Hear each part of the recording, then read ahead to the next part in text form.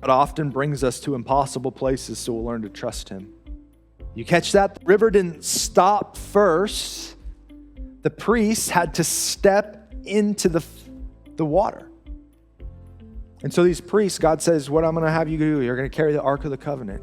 And as soon as your feet step into the water, then I'll cut it off. Can you imagine being those priests, right? Like, put yourself there, not as just somebody, but as one of the priests carrying the ark. That's where you like rock, paper, scissors for being in the back of the line carrying the ark, right?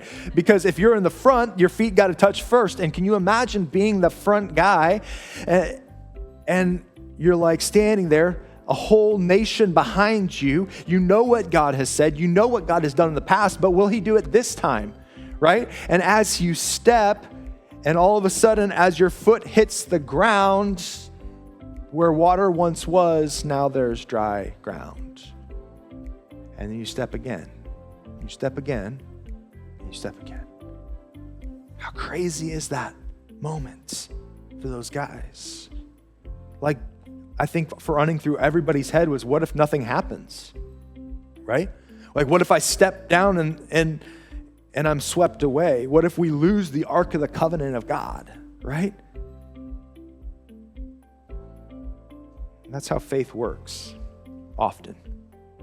You see, we want God to show us the whole plan, and then we will go. But that's not how faith works. Often God shows us the next plan, the next step, and he invites us to take steps. We want God to remove obstacles before we take the first step. We want clarity before we begin obedience. We want assurance. But God invites us to trust him first. Not because he's trying to make life difficult, but because trust has always been at the center of our relationship with God. Remember the stories that we've talked about in this series. God is inviting his people to come back to trust again and again and again. And God keeps bringing people to impossible places because that's really where it reveals where our trust lies.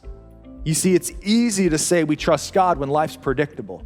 It's easy to come in and say, well, I trust you, God, when everything's going smoothly.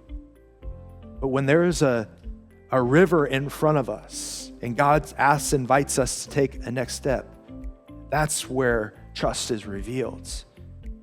Maybe your river isn't made with water, but maybe your river is a difficult conversation you've been avoiding. And God's inviting you to trust him. Maybe your river is trusting God after losing a job.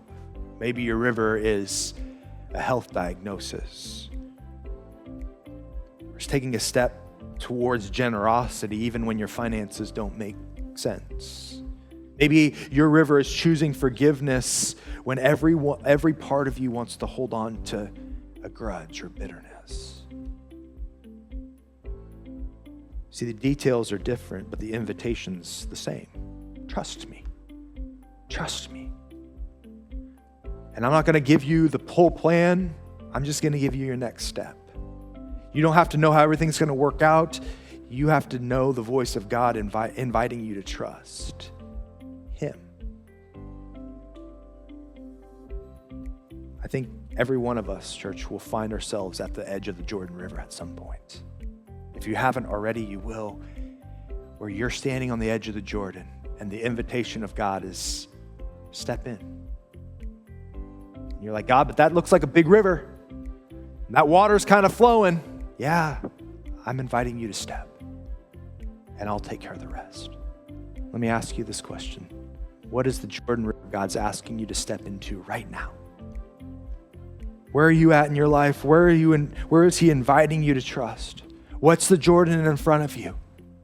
And he said, I just want you to step in, and then I'll show up. You can trust me. I'll show up.